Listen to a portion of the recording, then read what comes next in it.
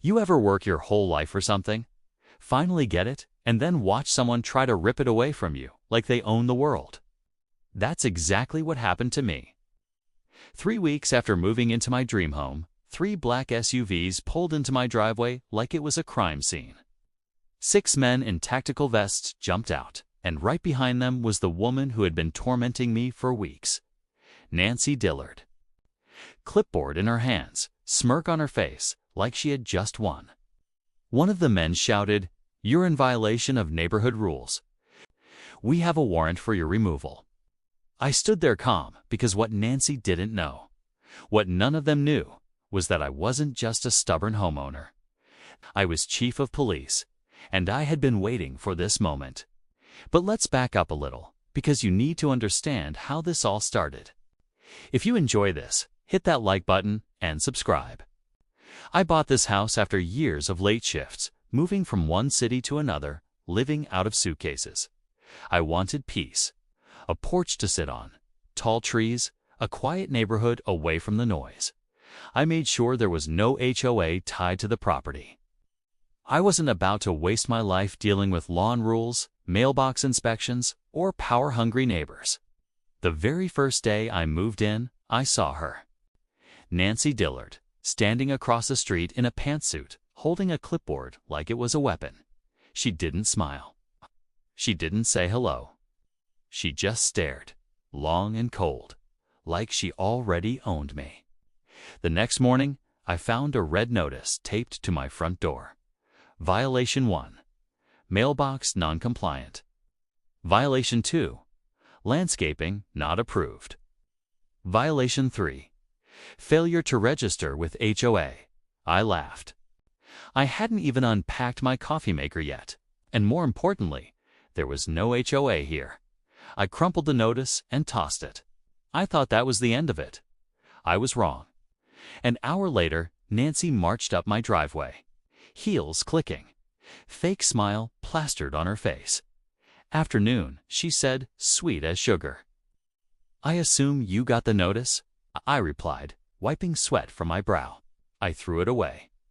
Her smile twitched. "That wasn't a suggestion." I chuckled. "Funny, I don't recall joining an HOA." Her tone turned sharp. "Your street was annexed into ours last year." "Not with my signature, it wasn't." "You'll comply, Mr. Ryland, or we'll escalate." "To who?" I asked. "The clipboard police." Her face went red. She snapped the board shut and stormed off. That's when things got ugly. Every day, more red notices. On my fence, on my trash bins, even on my garage door. Fake fines started showing up. $500, then $750. I tossed them all. Then the vandalism began. My mailbox smashed, my car keyed, lights flickering at night. One night, around 2 a.m., I caught Nancy on my security cameras, flashlight in hand, taking pictures of my yard like she was building a criminal case.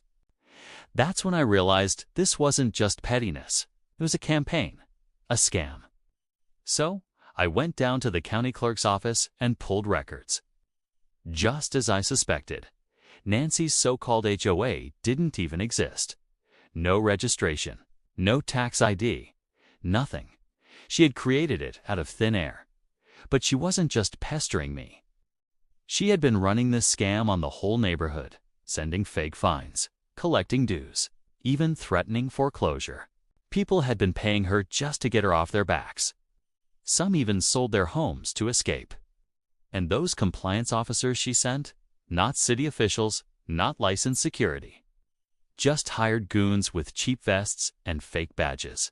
That's when I knew I had to end this. The next day, I went straight to Nancy's house, banged on her door hard. She opened it with that same smug smile. "I was wondering when you'd show up," she said. One held up the county documents. "This ends today." She glanced at them and laughed. "You can try, but you're outnumbered." That's when I saw them. 4 men in black shirts standing behind her. The same guys I'd seen snooping around my property. But what they didn't notice was the badge tucked under my shirt. That night, I upgraded my cameras, added motion lights. At 2:14 a.m., two of Nancy's men crept into my driveway, whispering, pointing at my house. I stepped outside, hand resting on my holstered weapon. "You boys looking for something?" They froze. One muttered, "Routine compliance check." At 2 in the morning, I raised an eyebrow. "Get off my property." They left quickly. But I knew the big move was coming. A few days later, just as the sun was setting, I heard engines. 3 black SUVs rolled up. Doors opened in perfect sync. 6 men in tactical gear stepped out like they were storming a cartel house, and behind them, Nancy, arms folded, smirk wide, clipboard ready. The tallest guy, square jaw, mirrored shades, walked up with a folder. "You're in violation of neighborhood code. We have a warrant for your removal." I tilted my head. "A warrant? For what exactly?"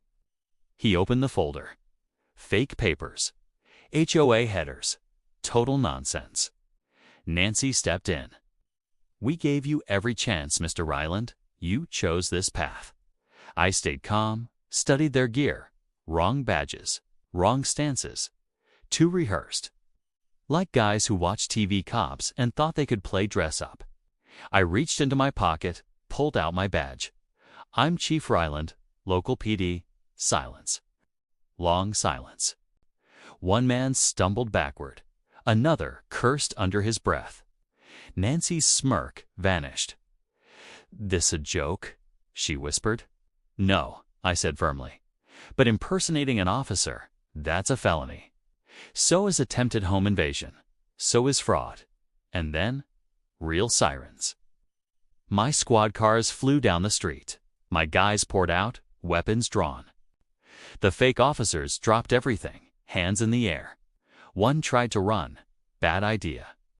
My lieutenant tackled him so hard the pavement cracked. Nancy froze, clutching that clipboard like it could save her.